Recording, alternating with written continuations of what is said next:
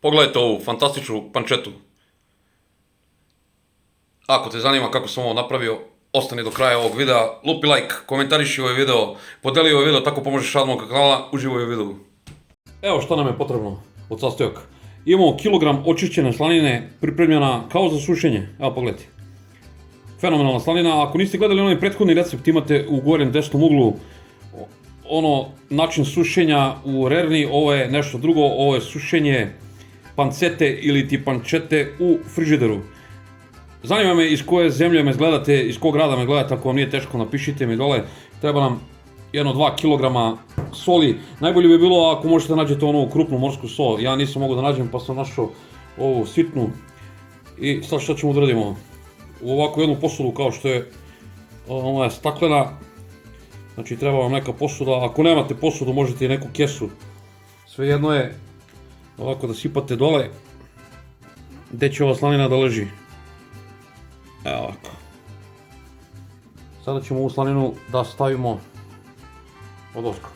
I sad šta ćemo da radimo? Ništa, samo ćemo da prekrijemo slaninu s ovom solju.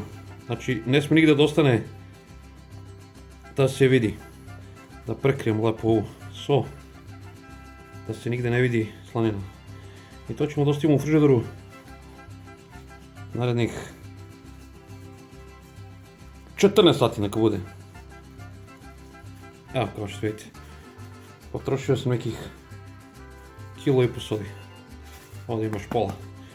Znači na kilogram slanine 1,5 kg soli otišlo.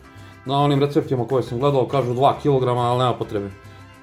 Evo nakon 16 sati ja sam izvadio ovu slaninu iz frižidera. Sada šta ćemo da radimo? Moramo dobro da je operemo od ove soli. Da je dobro operemo i onda ćemo da nastavimo. Evo pogledajte kako izgleda posle 16 sati provedeno u frižideru u 1,5 kg soli. Sad ću dobro da je operem pa ćemo da nastavimo. Evo kada sam slaninu oprao, sad šta treba da uradimo? Treba da uzmemo ubrus ili neke krpe i dobro to da se osuši. Ako ste gledali onu prethodnu, isti je postupak. Samo dobro treba zasušiti ovu slaninu pre nego što nastavimo postupak. Znači lagano.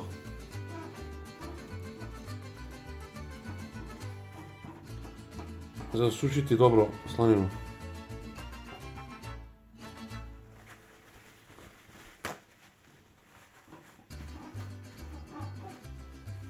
Ostavit ću je ovako na stolu jedno sat vremena. Neka stoji. Nek se dobro osuši na sobnoj temperaturi. U zavisnosti kad pravite, kod mene je zima. Ako pravite kad je toplo, onda stavite u frižider jedno sat vremena da se dobro osuši. A ova so što nam je ostala, verujte mi, znate kako je vlažna. To se baca. To se ne koristi više. Znači tu so ćemo sada bacimo. Evo kada se slanina zasušila, uzet ćemo pek papir. Ovo je papir za pečenje. A možete i sterilnu gazu. Evo ovom prilikom ću koristiti papir. A može i sterilna gaza da se koristi za to. Evo stavit ćemo ovdje tu slaninu. I sada ćemo da uzmemo crni biber. Najbolje bi bilo onaj krupni. Ja nemam krupni pa ću staviti ovaj u prahu. I lepo ćemo utrljati ovu slaninu da popunimo svaku rupu sa ovim biberom.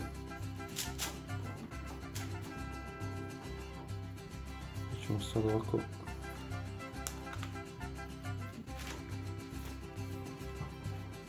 da premažemo slaninu sa svih strana sa biberom.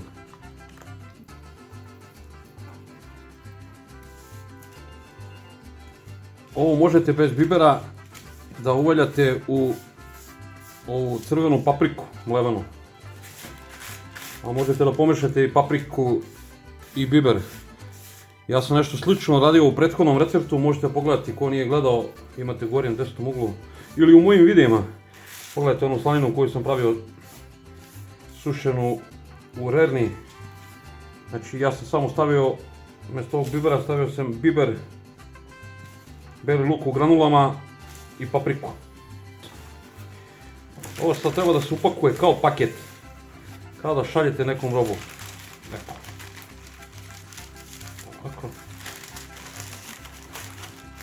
Malo mi je knap ovaj papir, morat ću da uzem još papira, ali okej. Jedan kanap. Pa ćemo to sa kanapom sve lepo da uvežemo.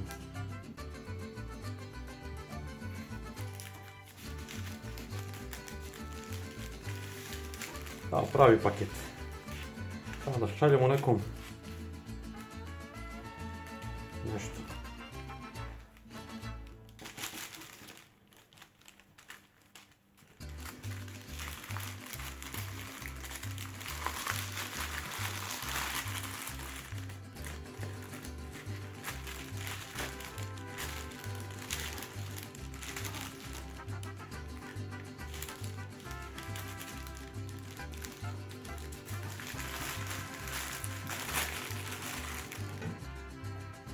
Ne znam kako u frižideru imate one police.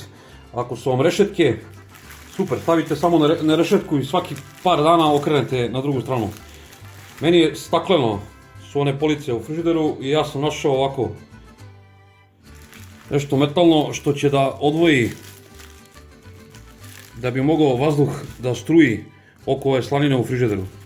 I ovo ću ja svakih 3 do 4 dana da okrenem s jedne na drugu stranu. Evo ovako to izgleda u frižideru. To ću svakih 3-4 dana da okrenem.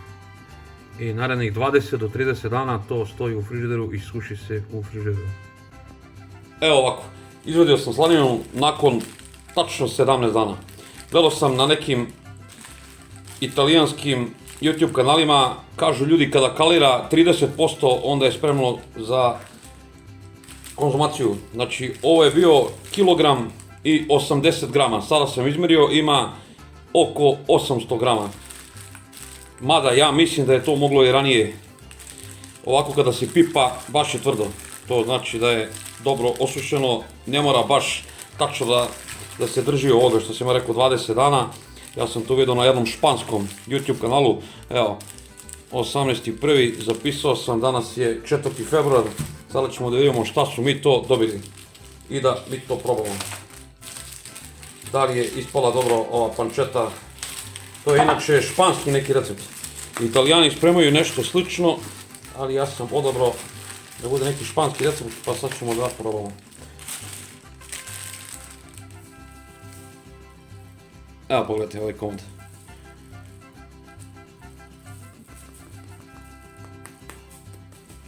Tvrdo je, sušilo se, kaliralo, znači 800 grama, sada ćemo da presjećemo, da vidimo kako to izgleda iznutra. Nema laži, nema prevare. Evo, presjećemo ovako po pola, može tu.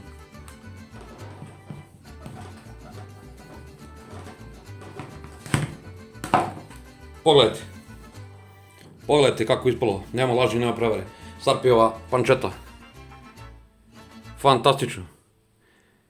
Ako ti se svidao recept, lupi like, komentariši ovaj video, podijeli ovaj video, tako pomožeš radu mojeg kanala. Evo, posle 17 dana, kako je ispala ova slanina. Evo, sada ćemo da isečemo jedan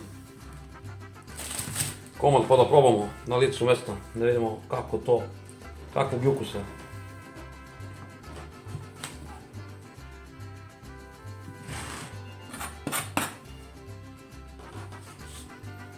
Evo pogledajte kako je s polja, kako je unutra, pekana, lepa. Sada ću ja to da probam. Evo pratioci moji, vidjeli ste, od kilograma slanine koje sam platio nešto ispod 800 dinara, dobio sam 2 komada po 400 grama, pogledajte. Fantastične pancette, verujte mi. Ovo ja ne znam koliko košta, ali ako sam mogu ja da napravim, može svako, pogledajte. Kakav je to lep komad. Verujte mi da je fantastičan. Evo, morao sam da pauziram, da progutam. Nije kulturno da jedem i da pričam. Vidjeli ste uz malo muke kako dobijete vrlo lako u kućnim uslovima pravu jednu pancettu bez nitrita, nitrata, bez dimljenja. Znači ovo sam napravio u svom frižideru za samo 17 dana. Evo, vrlo prosto, probajte. Fantastična je slanina. Ako sam nekom pomogao. Ako se nekom svidio ovaj recept, neka lupi like, neka komentariše, baš me zanima odakle me gledate, iz kojih mjesta, iz kojih gradova. Vidimo se u nekom od sljedećih videa, puno pozdrava od Carpija.